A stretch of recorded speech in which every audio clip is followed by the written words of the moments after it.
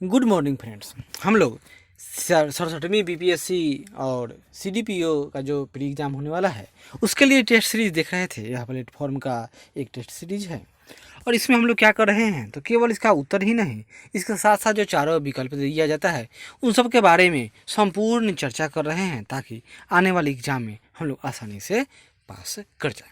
इन्हीं सब बातों के साथ शुरू करते हैं। इससे पहले वाले टेस्ट में हम लोगों ने 1 से 20 तक क्वेश्चन देखा था, आज हम लोग उससे आगे देखेंगे। और सबसे पहली बात कि हमारा चैनल जरूर सब्सक्राइब कर लीजिएगा, तब ना हम आगे वीडियो लोड करेंगे तो आपको पता चल पाएगी। तो इन्हीं सब बातों के साथ शुरू करते हैं। क्वेश्चन नंबर 21 में क्या है, प्रधानमंत्री जीवन ज्योति बीमा योजना के संबंध में कुछ कथन दिया हुआ है, बताइए ये कथन सही है गलत। सिंपल सा बात यही है।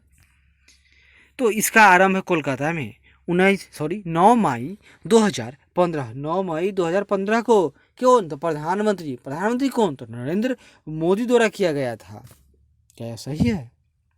दूसरा क्वेश्चन है, इस योजना का मुख्य उद्देश्य समाज के गरीब और कम आय वर्ग के लोगों के विकास के लिए एक नई जीवन बीमा योजना है। यस, दोनों बातें सही है। क्लियर है? आगे बढ़ते हैं। आगे कैसे बढ़ें थोड़ा इसके बारे में जान लेते हैं। यही योजना क्या है, तो समाज का गरीब और कम आय वर्ग के लोगों के विकास के लिए एक नई जीवन बीमा निगम योजना थी। क्लियर है? इस योजना का जो टर्म प्लान है उसमें न्यूनतम एज कितना होना चाहिए, 18 साल, अधिकतम 50 साल। इस पॉलिसी की परिपक्वता का उम्र जो होगा वह 55 साल। पॉलिसी धारक की मौत होने पर ही बीमा की राशि मिलेगी। यानी अगर आप जो बीमा लिया इसका, अगर वह मर गया तब ही उसके परिवार को पैसा मिलेगा। कितना? 2 लाख।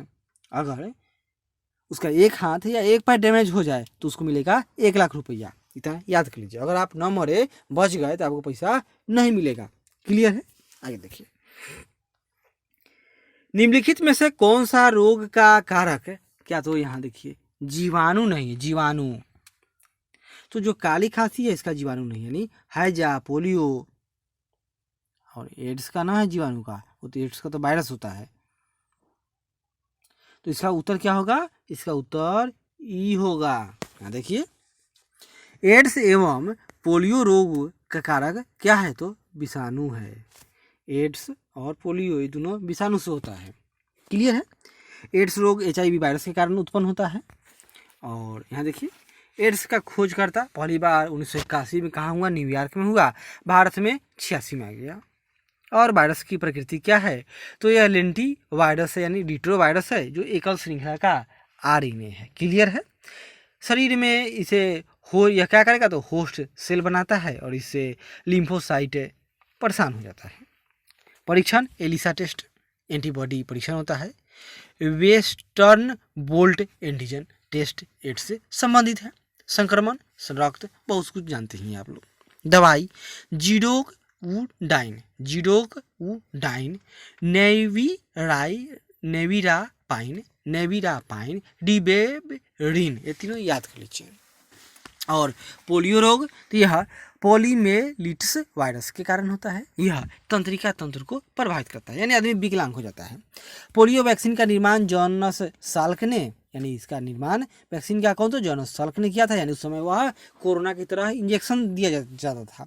लेकिन बाद में कौन, तो याद कर लीजिए, उनका नाम है, क्या नाम है, सेबिन। इन्होंने 2 बूंद जिंदगी का बना दिया, यानी ड्रॉप्स वैक्सीन बना दिया।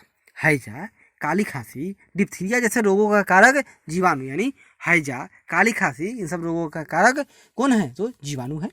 जीवाणु से होने वाले अन्य रोग जैसे कि कुष्ठ यानी कोढ़, क्षय रोग यानी TB, plague, typhoid, syphilis, pneumonia, gonorrhoea और टिटेनस, ये सब क्या है, तो जीवाणु से होने वाले रोग हैं। वहीं विषाणु यानी वायरस से होने वाले रोग, तो चेचक, छोटी माता, गलसोथ, खसरा, पोलियो, इन्फ्लुएंजा, हेपेटाइटिस, डेंगू ज्वर, हर्पीज और रेबीज, ये सब क्या है, तो विषाणु से होने वाले रोग हैं। कवक से होने वाले रोग में एथलीट फूड, दाद, खाज, खुजली, स्केबीज आदि, ये सब कवक से होने वाले रोग हैं। और प्रोटोजोआ से होने वाले रोग में तो कालाजार, मलेरिया, पेचिस, सोने की बीमारी, पायरिया, ये सब कवक यानी प्रोटोजोअल डिजीज हैं। आगे बढ़ते हैं। 23 नंबर, निम्नलिखित में से कौन सा तत्व सभी अम्लों में निश्चित रूप से उपस्थित होता है? जितना एसिड है उसमें क्या मिलेगा आपको? तो हाइड्रोजन मिलेगा ही। हाइड्रोजन सभी अम्लों में निश्चित रूप से उपस्थित होता है। अम्ल वे यौगिक पदार्थ है जिसमें एक या एक से अधिक विस्थापनशील हाइड्रोजन परमाणु विद्यमान हो। अम्ल के संबंध में कुछ फैक्ट है, देखिए। और यह देखिए, और हेनियस के अनुसार जलीय विलयन में हाइड्रोजन धनायन देता है। और ब्रॉन्स्टेड लॉरी के अनुसार यह प्रोटॉन का त्याग कर देता है। जबकि लुईस महोदय इन्होंने क्या कहा कि इलेक्ट्रॉन जोड़ी ग्रहण कर लेता है यह, और यह नीले लिटमस को क्या करेगा? लाल कर देगा। फिनोप्थैलीन पर यह रंगहीन होता है, यानी फिनोप्थैलीन पर इसका प्रभाव न्यूट्रल है, कुछ नहीं होगा, रंगहीन रह जाएगा। अम्ल क्षार से अभिक्रिया कर अम्ल किससे? तो क्षार से, यानी एसिड बेस से अभिक्रिया करके लवण यानी सॉल्ट और जल बनाते हैं। एसिड का स्वाद खट्टा होता है। सोडियम यानी Na, इसका सूत्र होता है सोडियम यानी Na, अत्यधिक क्रियाशील होने के कारण मुक्त अवस्था में नहीं पाया जाता है। कौन? तो सोडियम। और सोडियम यहाँ दिया है विकल्प में, देखिए। दूसरा आगे देखते हैं, क्लोरीन यह है। क्लोरीन एक दम घोटू गैस है जिसका उपयोग bleaching powder, phosgene gas, mustard gas बनाने में किया जाता है। और सल्फर, तो सल्फर यानी इसका सूत्र होता है एस, और इसका नाम है, साधारण नाम ब्रीम स्टोन, और इसे तांबा का शत्रु कहा जाता है। कौन? तो सल्फर। 24 नंबर में देखते हैं, लोहे एवं इस्पात को जंग से जंग लग जाता है लोहा पर या इस्पात पर, से बचाने के लिए उस पर निम्नलिखित में से किसकी परत चढ़ाई जाती है? तो उस पर किसकी? तो लोहा पर किसका परत? याद कर लीजिए, जस्ते की परत चढ़ाई जाती है। लोहे एवं इस्पात को जंग यानी रोस्ट से बचाने के लिए उस पर जस्ते की परत चढ़ाई जाती है। लोहे को आर्द्र वायु में छोड़ देने पर उसके ऊपर लाल रंग की एक ढीली परत बैठ जाती है, लाल रंग की ढीली परत, जिसे जंग यानी रस्ट कहते हैं। लोहा पर जंग लग जाने पर उस पर फेरिक ऑक्साइड, याद कर लीजिए, फेरिक ऑक्साइड Fe2O3, तो लोहा हो गया ऊपर H2O, या फेरसोफेरिक हाइड्रा ऑक्साइड का लेप चढ़ जाता है, ऑटोमेटिक यह चढ़ गया। लोहे पर यह जंग हवा की नमी और ऑक्सीजन के कारण लगता है, नमी और ऑक्सीजन। लोहे को 3 विधियों द्वारा जंग लगने से बचाया जाता है। क्या करेंगे? लोहे के ऊपर अलकतरा लगा दीजिए, या अल्युमिनियम पेंट लगा दीजिए सिंपल, या लोहे को गर्म कर उस पर जलवाष्प प्रभावित कर तथा लोहे को जस्तीकृत करके इसको जंग से बचाया जा सकता है। जंग लगना एक रासायनिक परिवर्तन या ऑक्सीकरण अभिक्रिया है। तांबे का निष्कर्षण मुख्यतः कॉपर पाइराइट से किया जाता है। तांबे का निष्कर्षण किससे? तो कॉपर पाइराइट, तांबा है ना ये विकल्प इसमें, जिसका निष्कर्षण कॉपर पाइराइट से किया जाता है। तांबा उष्मा एवं विद्युत का सुचालक है, तभी तो इसका उपयोग कहाँ? तो बिजली से संबंधित उपकरण में होता है। प्रकाश संश्लेषण की क्रिया में मैग्नीशियम की महत्वपूर्ण भूमिका है। मैग्नीशियम है, इसकी भूमिका प्रकाश संश्लेषण की क्रिया में है। और शीशा क्या है? तो यह कुचालक होता है विद्युत का, अतः यह शीशा सर्वाधिक अस्थायी तत्व है। कौन? तो शीशा की बात हो रही है। लोहा संबंधित कुछ फैक्ट है। लोहा है तो इसका जो परमाणु संख्या है लोहा का, याद कर लीजिए, लोहा का परमाणु संख्या 26 होता है। यह वर्ग का तत्व, यानी आवर्त सारणी में यह 8वां तत्व है, 8वें वर्ग में पाया जाता है, 8वें वर्ग, और आवर्त 4था आवर्त है। लोहा का मुख्य अयस्क हेमेटाइट, मैग्नेटाइट, लिमोनाइट, सिडेराइट है। याद कर लीजिए, हेमेटाइट यानी ऐसा Fe2O3 है, और मैग्नेटाइट में Fe3 होगा तो वो 4 हो जाएगा, और लिमोनाइट इसमें जलवाष्प अधिक है, यानी Fe2O3 है लेकिन 2H2 हो गया, तो ये खराब है। सिडेराइट FeCO3 है, और इसका निष्कर्षण तो बेसेमर प्रक्रिया द्वारा इसका निष्कर्षण किया जाता है। कौन प्रक्रिया? तो बेसेमर प्रक्रिया। 25 में क्या है? निम्नलिखित रोगों में कौन जीवाणु जनित है? आप देखिए, जीवाणु जनित किसमें से कौन है? दाद, खिलाड़ी का पांव, खसरा या यक्षमा। यक्ष्मा यानी जो टीबी है, याद कर लीजिए, यह जीवाणु जनित रोग है। खसरा विषाणु जनित है। खिलाड़ी का पांव, दांत, ये सब प्रोटोजोल यानी कवक जनित है। यक्ष्मा एक संक्रामक रोग है जो माइक्रोबैक्टीरियम ट्यूबरोकुलोसिस नामक जीवाणु के कारण उत्पन्न होता है। इस रोग का जीवाणु मुंह से थूकते समय या चूमने से प्रसारित होता है। ये माने इस रोग के जीवाणु एक से दूसरे में चले जाते हैं। यक्ष्मा रोग के लक्षण: ज्वर, रात्रि में पसीना आना, भूख की कमी, शक्ति और वजन में ह्रास, पाचन और तंत्रिका तंत्र में गड़बड़ी। तो समझिए कि टीबी हो गया है। इस रोग के इलाज के लिए स्ट्रेप्टोमाइसिन का इंजेक्शन दिया। स्ट्रेप्टोमाइसिन बीसीजी का टीका यक्ष्मा से बचाव के लिए प्रयोग में लाया जाता है। बीसीजी का टीका। और टीबी का प्रमुख जो परीक्षण है उसका नाम है मोन्टेक्स टेस्ट। और विलिसिन रोग यक्ष्मा रोग की नई दवा है। क्या नाम है उसका? विलिसिन यक्ष्मा रोग यानी टीबी के नई दवा का नाम है विलिसिन। विषाणु से होने वाले कुछ रोग जैसे कि smallpox, chickenpox, AIDS, hepatitis, swine flu और बर्ड फ्लू। याद कर लीजिए, स्वाइन फ्लू है, याद कीजिए, swine flu H1N1 swine flu, और यह श्वसन तंत्र को प्रभावित करता है और यह सीधे संपर्क में आने से फैलता है। Swine flu H1N1। और बर्ड फ्लू, तो बर्ड फ्लू में याद कर लीजिएगा H5N1। याद हो गया। और हेपेटाइटिस, तो यह कैसे फैलेगा? तो यह भी रक्तदान और जल द्वारा, और आगे तो हम लोग जानते ही हैं। आगे बढ़िए। कम जल में उगने वाले पौधे को क्या कहते हैं? जो कम जल में पौधे उग जाते हैं उसका सिंपल सा नाम है मरुदभिद। मरुदभिद पौधे के उदाहरण हैं जैसे कि नागफनी, यूफोरबिया, एकासिया, कैजुराइना, ये सब मरुदभिद हैं। कुछ याद कर लेते हैं, जैसे जलोदभिद यानी जल में उगने वाले पौधे, उसको क्या कहेंगे हम लोग? जलोदभिद। मरुस्थल में उगने वाले पौधे मरुदभिद। बजरी रेत में एवं स्टेपी में उगने वाले पौधे, उसको कहेंगे हम लोग एरकेमोफाइट्स। बजरी रेत या स्टेपी में उगने वाले पौधे। चट्टान पर उगने वाले पौधे उसको कहेंगे लिथोफाइट्स। और बालू में उगने वाले पौधे, तो बालू में जो उगते हैं उसका नाम आता है सेमोफाइट्स। और काष्ठीय झाड़ीदार पौधे, याद कर लीजिए, उसका नाम है क्लेरोफाइट्स। और अधिक सांद्रता वाली मृदा में उगने वाले पौधे, तो हेलोफाइट्स। क्या नाम उसका? हेलोफाइट्स। अम्लीय मृदा में उगने वाले पौधे उसको कहेंगे ऑक्जिलोफाइट्स। दलदल में उगने वाले पौधे, उसको कहेंगे हीलोफाइट्स। और टुंड्रा क्षेत्र में उगने वाले पौधे, याद कर लीजिए, उनका नाम है क्रायोफाइट्स। क्रायोजेनिक यानी कम ताप, तो टुंड्रा यानी कम ताप, वहाँ पर जो पौधा उगेगा उसका नाम है क्रायोफाइट्स।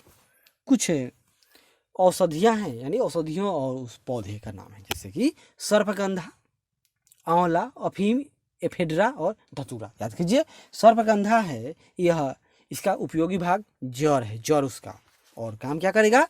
इसका उपयोग होता है उच्च रक्तचाप में, सांप काटने में, इसे बचने के लिए सर्पगंधे का जड़ का प्रयोग होता है। आंवला, इसका फल खाते हैं, यह खून साफ करता है, विटामिन सी का यह स्रोत है। अफीम, यह कैप्सूल फल है एक, और इसका उपयोग मॉर्फिन, वूकोडीन, दर्द निवारक और दवाइयों के निर्माण में होता है। एफेड्रा, इसका उपयोग तना होता है, और एफेड्रीन दवाई का निर्माण एफेड्रा से होता है। धतूरा, इसके फल का रस का उपयोग होता है, और डेंड्रफ हटाने में धतूरे का इस्तेमाल किया जाता है। 27 नंबर क्वेश्चन है, संस्था एवं उनके संस्थापक का कौन सा युग्म सुमेलित नहीं है, यानी वह गलत होगा? तो देखते हैं। राधा स्वामी सत्संग, सिंपल सा क्वेश्चन है। भारतीय ब्रह्म समाज आत्मीय सभा, तो इसका उत्तर क्या होगा? जो दो सही नहीं है इसमें, इसलिए इसका उत्तर ई होगा। क्यों? क्योंकि यहाँ देखिए, आत्मीय सभा, तो जो आत्मीय सभा है राजा राम मोहन राय सही है, और इन्होंने इसकी स्थापना 1815 ईस्वी में किया था। ब्रह्म समाज, यह भी राजा राम मोहन राय से ही संबंधित है। ब्रह्म समाज 1828 में। भारतीय ब्रह्म समाज, तो यह केशव चंद्र सेन ने इसका निर्माण किया था, यानी भारतीय ब्रह्म समाज केशव चंद्र सेन। क्लियर है। तो अब इसका उत्तर ये क्यों बताया। और राधा स्वामी सत्संग, तो राधा स्वामी सत्संग है इसका निर्माण, तो इसका जो स्थापना 1861 में शिवदयाल साहिल उर्फे तुलसी राम, यानी कि इसमें सबका सब सही है। क्लियर है। एक बार देख लेते हैं। आत्मीय सभा राजा राम मोहन राय, राधा स्वामी सत्संग 1861 में शिवदयाल साहिल उर्फे तुलसीराम, ब्रह्म समाज 1828 राजा राम मोहन राय, भारतीय ब्रह्म समाज 1865 Keshav Chandra Sen, Bharatiya Brahmo Samaj Keshav Chandra Sen, Asiatic Society 1784, Asiatic Society 1784, तो स्थापना करने वाले कौन थे, विलियम जोन्स। और तत्वबोधिनी सभा 1839 देवेंद्र नाथ ठाकुर। प्रार्थना समाज से जुड़े थे कौन कौन, 1867 की बात है, एम.जी. रानाडे और आत्माराम पांडु रंग, प्रार्थना समाज। वेद समाज 1867 की बात है, आचार्य केशव चंद्र सेन। सत्यशोधक समाज तो ज्योतिबा फुले। क्लियर है। आगे देखते हैं क्वेश्चन नंबर 28। कौन सा युग में अब सही बताना है, यानी कि बाकी सब गलत होगा, एक सही होगा। जो 28 का सही उत्तर है, यहाँ देखिए, गीत गोविंद के रचनाकार जयदेव हैं, यही एकमात्र सही है, बाकी गलत है। तो कथा सरित सागर, तो कथा सरित सागर के जो लेखक हैं उनका नाम था सोमदेव। क्या नाम था, सोमदेव। आगे बढ़ते हैं। राजतरंगिणी, राजतरंगिणी के जो लेखक हैं वे कौन हैं, तो राजतरंगिणी के लेखक कलहन, राजतरंगिणी कलहन। और गीत गोविंद जयदेव। विक्रमांक देवचरित, विक्रमांक देवचरित तो इसके रचयिता है बिलहन। सेतुबंध, और एक्स्ट्रा याद कर लीजिए, सेतुबंध प्रवरसेन 2, पंचतंत्र विष्णु शर्मा, प्रेम वाटिका रसखान, प्रेम वाटिका रसखान, मृक्ष कटिकम शूद्रक, मृक्ष कटिकम शूद्रक, कामसूत्र वात्स्यायन। आगे बढ़ते हैं। यांडबू की संधि निम्न में से किसके मध्य हुई थी, क्या नाम है इसका, यांडबू की संधि की बात हो रही है। तो यह ब्रिटिश तथा बर्मा के मध्य हुई थी। तो ब्रिटिश तथा बर्मा कहाँ गया आपका, इसमें है ब्रिटिश चीन, British Bhutan, British Afghanistan, British Nepal नहीं है, यानी इसका उत्तर ई होगा, ब्रिटिश और बर्मा के मध्य है। कब की बात है, तो यह बात है 1824 में युद्ध शुरू हुआ, 2 वर्ष चला, और 24 फरवरी 1826 को यांडबू की संधि पर हस्ताक्षर होता है। द्वितीय अंगल बर्मा युद्ध हुआ था, कब, तो ये इसके 26 साल बाद, यानी 1852 को। इस युद्ध में अंग्रेजों ने बर्मा को क्या किया, हरा दिया, पराजित कर दिया और रंगून पर अधिकार कर लिया। इतिहास में 3 अंगल युद्ध है, 3 अंगल अफगान युद्ध, यानी अफगान से अंग्रेजों का कितना हुआ, 3 हुआ, मैसूर से 4 हुआ। तो देखिए 3 अंगल अफगान युद्ध हुआ था, 1739 से 42, 1778 से 80 और 1919 में लड़ा गया था। 3 अंगल अफगान युद्ध। अगस्त 1919 में रावलपिंडी की संधि के साथ अंगल अफगान युद्ध समाप्त होता है और अफगानिस्तान पूर्ण रूप से स्वतंत्र हो गया। 1919 की बात है। 1814 से 1816 के बीच अंगल नेपाल युद्ध चला था, जिसमें 1816 में नेपालों को अंग्रेजों के साथ सुगौली की संधि करनी पड़ी थी। और जो नेपाल का दक्षिणी इलाका था, यानी जो शिवालिक यानी कि फुट हिल्स कहें और मध्य हिमालय के क्षेत्र जैसे कि नैनीताल, कुमायूं, गढ़वाल, ये सब क्षेत्र नेपाल को क्या हुआ, तो ब्रिटिश साम्राज्य यानी भारत को सौंप देना पड़ा था। किसे, तो सुगौली की संधि से।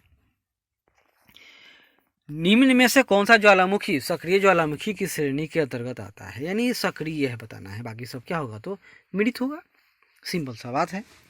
तो जो सक्रिय ज्वालामुखी है उसमें जो इसका मायोन ज्वालामुखी है वह सक्रिय ज्वालामुखी है और बाकी सब सक्रिय नहीं है।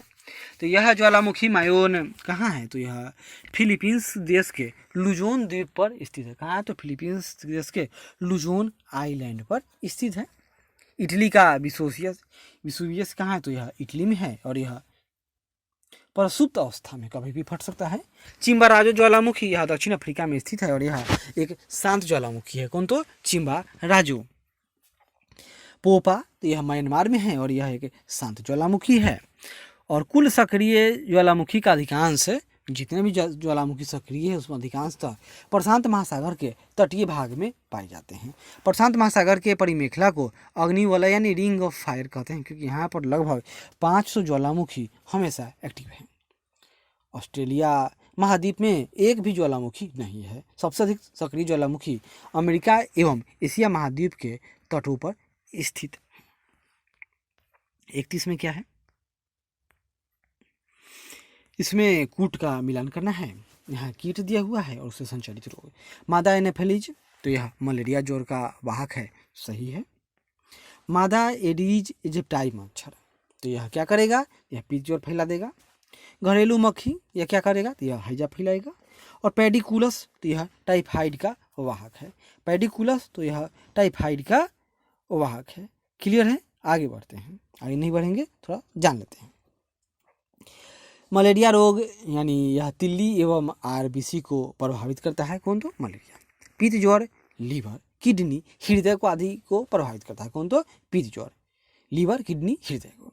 हैजा आंत को प्रभावित करेगा। टाइफाइड भी आंत को प्रभावित करता है। इन्फ्लुएंजा समूचे शरीर को प्रभावित करेगा। निमोनिया में क्या होगा, तो फेफड़ा संक्रमित हो जाता है। जीवाणु से होने वाले रोग जैसे कि डिप्थीरिया, टाइफाइड, हैजा, डायरिया, निमोनिया, ये सब बैक्टीरिया जनित यानी कि जीवाणु जनित रोग हैं। डिप्थीरिया का नाम क्या होगा बैक्टीरिया का, तो कॉर्नरी बैक्टीरियम डिप्थीरियाई, और इससे फेफड़े प्रभावित होते हैं। टाइफाइड में तो साल्मोनेला टाइफी, और इसे बुखार होता है। हैजा विब्रियो कोलेरी, या अंग्रेजी में इसको कोल्ला कहते हैं, जो उल्टी होगा दस्त होगा बुखार आएगा। डायरिया, इस बैक्टीरिया का नाम है इकोलाई, और यह पाचन तंत्र में विकार उत्पन्न कर देगा। निमोनिया तो डिप्लोकोकस निमोनी, और यह श्वसन तंत्र को प्रभावित कर देता है। आगे बढ़ते हैं। निम्न में से असत्य चुनना है, चलिए देखते हैं। दक्षिण अमेरिका का कहवा निर्यात करने वाला प्रमुख बंदरगाह है, कौन है, तो वह सेंटोस है, सही है। दक्षिण अमेरिका का सर्वाधिक नगरीकृत देश कौन है, तो उरुग्वे है, यह भी सही है। ब्राजील रबर के पेड़ का मूल स्थान है, यह भी सही है। संसार का सबसे बड़ा बंदरगाह पेरिस न रहा, यानी नहीं है, तो कौन है, तो संसार का सबसे बड़ा बंदरगाह संघाई जो चीन में है, यह लदान यानी कंटेनर के मामले में है। दक्षिण अमेरिका का कहवा का पतन सेंटोस है, यह तो हम जानते ही हैं। और नगरीकृत देश सबसे बड़ा दक्षिण अमेरिका में उरुग्वे है, यानी परसेंट के हिसाब से। ब्राज़ील रबर के लिए प्रसिद्ध है, यानी उसका मूल स्थान है। और विश्व का सर्वाधिक आबादी वाला नगर टोक्यो यानी जापान है। और विश्व का सर्वाधिक जनसंख्या घनत्व वाला देश सिंगापुर है। विश्व का सबसे बड़ा द्वीप ग्रीनलैंड, सबसे बड़ा प्रायद्वीप और अपरायद्वीप। विश्व का सबसे लंबा रेल मार्ग ट्रांस साइबेरियन रेल मार्ग है। क्लियर है, आगे देखिए। देश और राजधानी का गलत युग्म दिया हुआ है, तो इसको मिलान करना है, यानी मिलान देखना है इसमें कौन गलत है। तो यहाँ देख लीजिए, जो गिनी है इसका राजधानी कोरोनाके है, सही है। कैमरून का याओंडे है, कैमरून याओंडे है। और चाड का बमाको नहीं है, क्लियर है। और स्वाजीलैंड का मोबाम्बने है, क्लियर है, इतना है। आगे देखिए, गिनी का राजधानी Guinea Conakry, Guinea Conakry. Cameroon Yaounde, Cameroon Yaounde. Swaziland Mbabane, Swaziland Mbabane. Uganda Kampala, Uganda Kampala. Malagasy Antananarivo, Antananarivo. और खुखोरी, खुखोरी का गीतेगा, खुखोरी गीतेगा, खुखोरी गीतेगा। और गुआम का Agana, Guam Agana, Guam Agana. सूची 1 का सूची 2 से मिलान करना है। यहाँ देखिए, चिरांग रिपू, पूर्वी द्वार, गारो पहाड़ी और मयूरभंज। तो मयूरभंज कहाँ है, तो मयूरभंज है यह आपके उड़ीसा में है, सही है।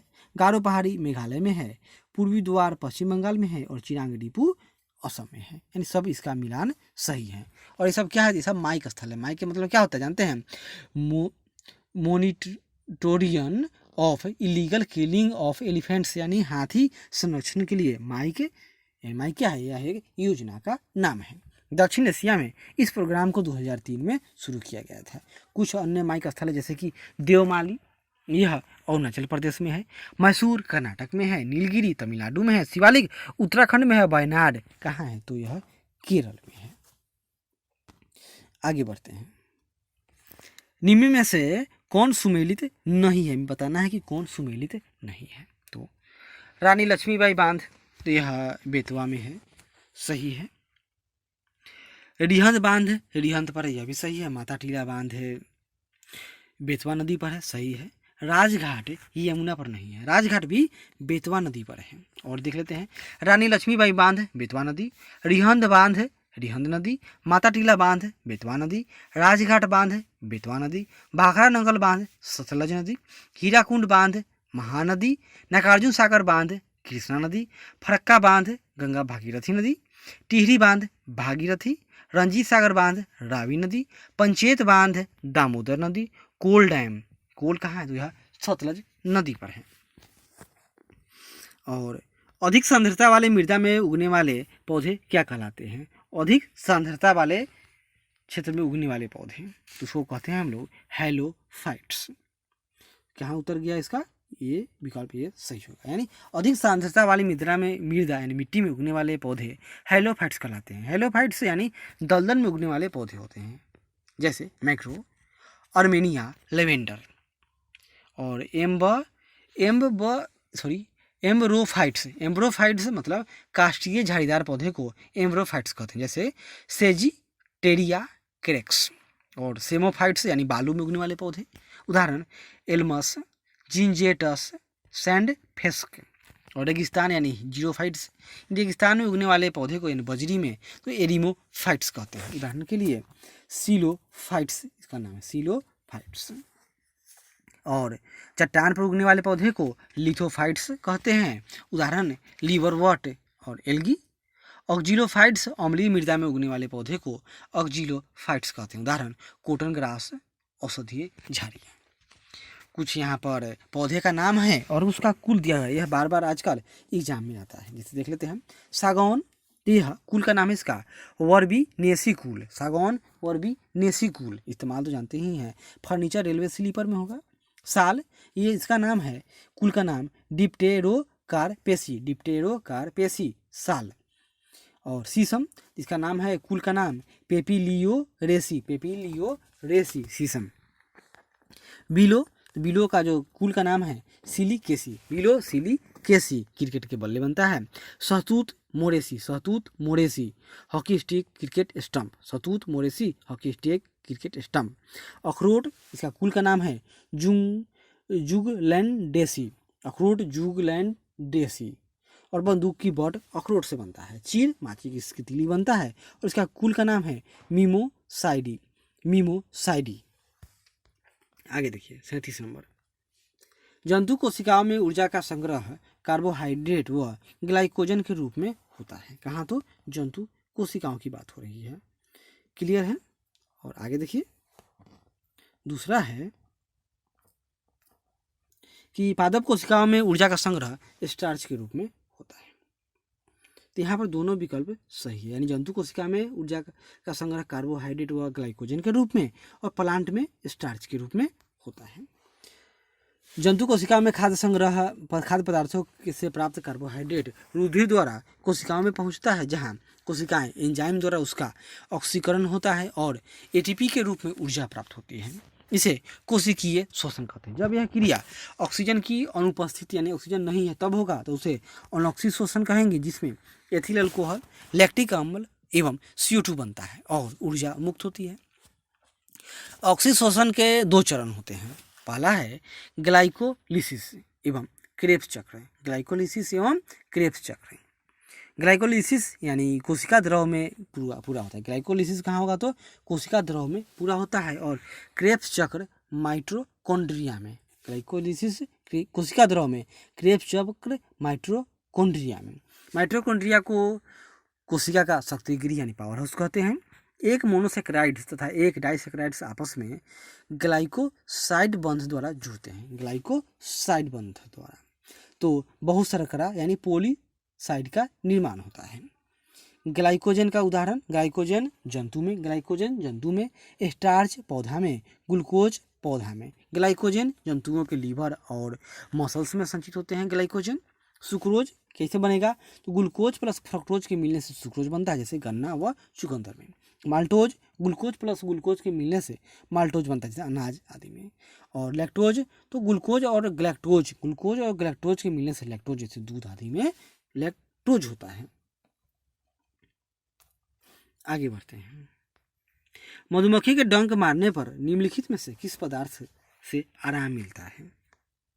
तो मधुमक्खी डंक लगा दिया तो क्या किया, तो वह फॉर्मिक एसिड है, लेकिन हमको आराम चाहिए तो उसका अपोजिट लगाएंगे, यानी मधुमक्खी के डंक मारने पर बेकिंग सोडा और मिल्क ऑफ मैग्नीशिया के उपयोग से आराम मिलता है। इसके अलावा एस्पिरिन टेबलेट, टूथपेस्ट के में प्रयोग होने वाले टूथपेस्ट के प्रयोग से भी इसमें आराम मिलता है। बेकिंग सोडा का रासायनिक नाम सोडियम बाई कार्बोनेट यानी क्या होगा, NaHCO3 होता है, सोडियम बाई कार्बोनेट NaHCO3, जिसे खाने वाला सोडा कहते हैं। इसका उपयोग अग्निशामक यंत्रों में भी किया जाता है। सिरका में 6% एसिडिक एसिड तथा 94% जल होता है। किसमें? सिरका में। आजकल अधिकांश सिरका का उत्पादन एथेनॉल C2H5OH से किया जाता है। सोडियम क्लोराइड का साधारण नाम टेबल सॉल्ट भी कहा जाता है। फार्मिक अम्ल का सूत्र जानते हैं, याद कर लीजिए। फार्मिक अम्ल, इसका सूत्र होता है HCOOH, फार्मिक अम्ल। और यह एक कार्बनिक अम्ल यौगिक है जो लाल चींटियों, मधुमक्खियों, बिच्छू तथा बर्रा के डंक में पाया जाता है। कुछ अम्ल और उसके उपयोग तो याद कर लीजिए। H2SO4, इसको कहते हैं सल्फ्यूरिक अम्ल, और इसका उपयोग विस्फोटक पदार्थ बनाने में, रंग एवं बैक्टीरिया के निर्माण में होता है। इसी तरह एक आता है नाइट्रिक अम्ल का सूत्र याद कर लीजिए। HNO3 नाइट्रिक अम्ल सोना एवं चांदी के शुद्धिकरण में और अम्लराज बनाने में। एक आएगा HCl यानी हाइड्रोक्लोरिक अम्ल, यह अग्निकर्मक एवं जठर रस में इसका मतलब यह होता है। और बेंजोइक अम्ल तो C6H5COOH, यह दवा एवं खाद्य पदार्थों के संरक्षण में होता है। और बेंजोइक अम्ल और फॉर्मिक अम्ल याद कर लीजिए, इसका क्या लिखा था सूत्र, तो HCOOH। और इससे क्या होगा, फॉर्मिक अम्ल से स्याही, चमड़े के विरंजन एवं जल उत्पन्न करने में इसका इस्तेमाल होता है। 39 नंबर में क्या है, जीवीके राव समिति का गठन कब किया गया था? जीवीके राव समिति का गठन 1985 में किया गया था। ग्रामीण विकास एवं गरीबी उन्मूलन कार्यक्रम की समीक्षा करने हेतु, मौजूदा प्रशासनिक व्यवस्था में सुधार हेतु योजना आयोग द्वारा जीवीके राव की अध्यक्षता में एक समिति का गठन किया गया था। इस समिति ने नियोजन एवं विकास की उचित इकाई जिला को माना था तथा जिला विकास आयुक्त के पद के सृजन की वकालत की थी। कुछ आयोग हैं जो जैसे पंचायती राज समिति से, और कुछ यह देखिए बलवंत राय मेहता समिति, सबसे पहला 1957 में, बलवंत राय मेहता समिति 57 यानी 1957। उसके 20 साल बाद यानी 77 में क्या बना, अशोक मेहता समिति 1977। फिर उसके 9 साल बाद यानी 86 में क्या नाम था उसका, उस समिति का, पहला 57, दूसरा 77, तीसरा 86, LM सिंघवी समिति। थुंगा समिति 1988, गाडगिल समिति 1988, ये सब पंचायती राज से संबंधित हैं। सूची 1 और सूची 2 का मिलान कीजिए। तो यहाँ देखिए नागरहोल, यह कहाँ है, तो यह कर्नाटक में है। बांधवगढ़ है तो यह मध्य प्रदेश में है। मालघाट महाराष्ट्र में है और मुद्दुमिलाई तमिलनाडु में है। और भी है आगे, जैसे ये सब क्या है, तो टाइगर रिजर्व है। मानस असम में है। मानस कहाँ है, मानस असम। पखुई अरुणाचल प्रदेश। वाल्मीकि बिहार। इंद्रावती छत्तीसगढ़। रणथंभौर राजस्थान। डंपा मिजोरम। भद्रा कर्नाटक। पेरियार केरल। पेंच ये कहाँ है, तो मध्य प्रदेश में है। और साइलेंट वैली आ जाए तो क्या कहेंगे, केरल में है। यदि कोई मानवीय रोग विश्व के बृहद क्षेत्र में फैल जाता है, बहुत क्षेत्र में, उसको क्या कहेंगे, विश्व के बृहद क्षेत्र में फैल गया है, जैसे कि कोरोना, उसको क्या कहेंगे, तो उसको कहेंगे हम लोग पेंडेमिक, यानी जो दुर्गा में भी इस पर आया था क्वेश्चन, और यानी कि सर्वव्यापी महामारी। जैसे 1919 में कोरोना यह पेंडेमिक हो चुका है। और कोई अगर सीमित क्षेत्र में रहता तो उसको क्या कहते हैं हम लोग, जब कोरोना जब चीन तक ही सीमित था तो वह एपिडेमिक था। मैं कोई एक देश में है तो एपिडेमिक, लेकिन यह पूरा देश में दुनिया में फैल गया तो यह पेंडेमिक हो गया। और एंडेमिक का संबंध, तो एंडेमिक का उपयोग किसी स्थानीय के लिए, यानी कि यहाँ देखिए समस्या के संबंध में प्रयोग किया जाता है जाने वाला शब्द जो किसी स्थान या व्यक्ति वर्ग में नियमित रूप से पाया जाता है, जिससे छुटकारा मिलना मुश्किल होता है। एंडेमिक शब्द जातीय भी है और स्थानिक भी है। एपिडेमिक एपिजेनेटिक अनुवांशिकी की एक शाखा है। डीएनए में बिना किसी परिवर्तन के अध्ययन किया जाता है और ऐसा परिवर्तन एक पीढ़ी से दूसरी पीढ़ी में स्थानांतरित हो सकता है। संक्रामक रोग, तो वह हानिकारक जीवाणु, विषाणु, कवक एवं कीटाणु द्वारा होता है। कौन? तो संक्रामक रोग होता है। यह संचरणीय रोग है और यह संपर्क फैलाता है। कौन है? तो वह संक्रामक रोग है, यानी किसी दूसरे से किसी को फैल गया। दूसरा होता है हासित रोग। हरासित यानी आपका शरीर का ह्रास हो गया, मतलब यह विभिन्न शारीरिक अंगों के नष्ट होने से उत्पन्न होने वाला रोग है। एलर्जी यानी किसी विशेष पदार्थ के प्रति अति संवेदनशीलता, एलर्जी है। कैंसर, यह अनियमित उत्तक वृद्धि के कारण होता है। कैंसर अनुवांशिक, यह अनुवांशिक कारकों के कारण होता है, यानी कि पीढ़ी दर पीढ़ी होने वाला रोग अनुवांशिक रोग है। 42 में क्या है?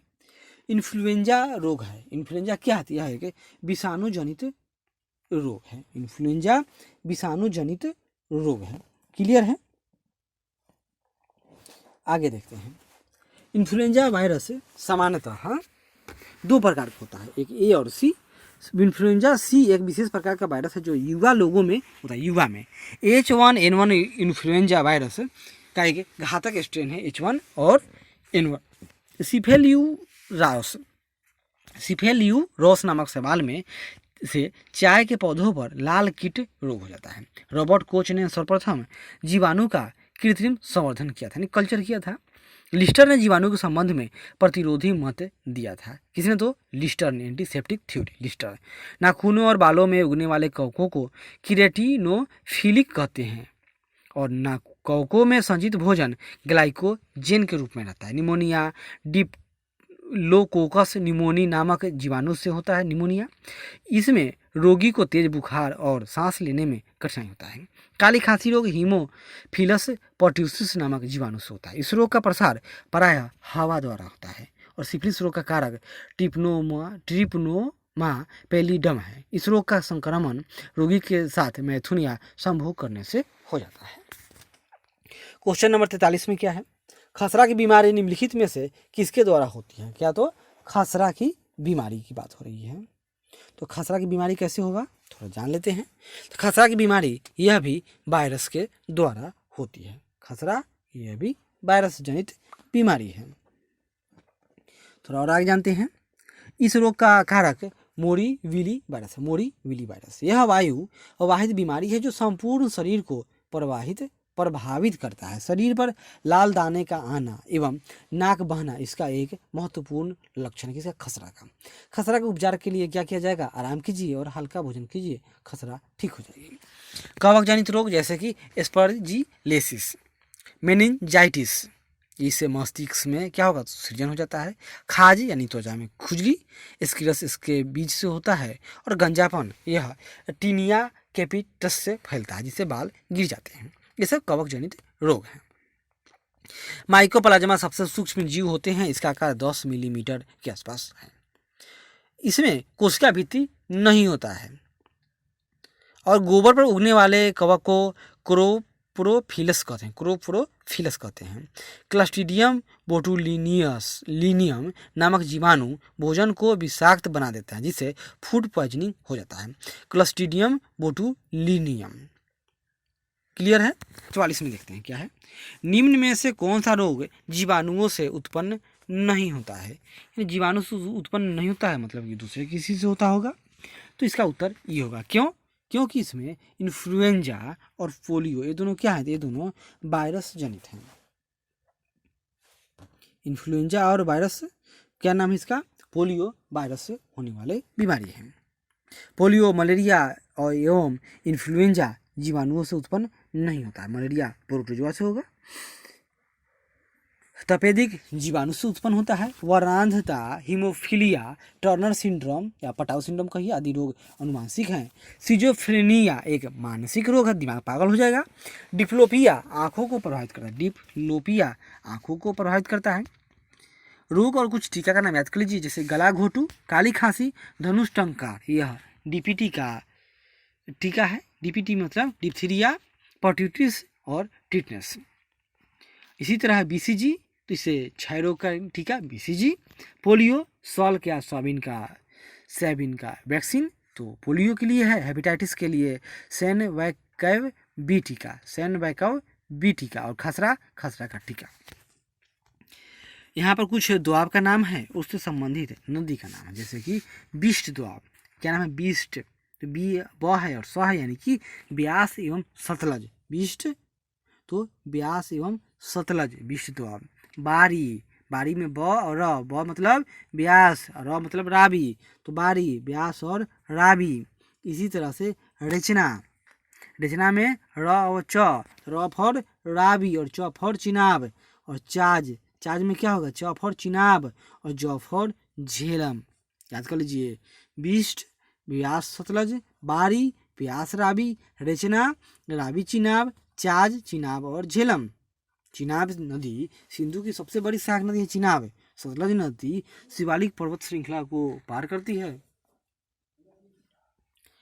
और ब्यास नदी धौलाधर पर्वत को पार करती है। झेलम नदी में श्रीनगर में शिकारा या बजरे चला जाते हैं। झेलम यानी कि डल झील की बात हो रही है। 46 में क्या है? यहाँ पर मिलान करना है, खेती है और खेती का नामकरण। जैसे कि फूलों की खेती, तो फूलों की खेती फ्लोरिकल्चर, फसलों की खेती एग्रोनोमी, सब्जियों की खेती ओलेरीकल्चर और फलों की खेती पोमोलॉजी। आगे देखिए, एरोपोनिक्स मतलब पौधों को हवा में उगाना, एरोफोनिक्स।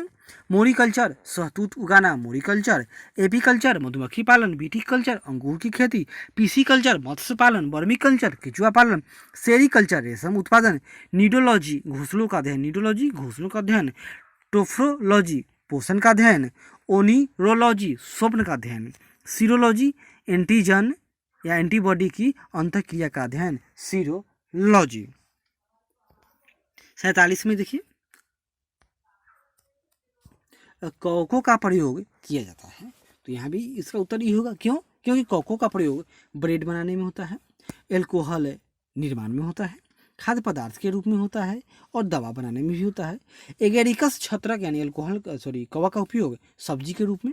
कवक पौधों एवं जंतुओं के अवशेषों को अपघटित करता है। स्पर्जिलस का उपयोग पनीर बनाने में। ईस्ट नामक कवक का उपयोग एल्कोहल उद्योग में।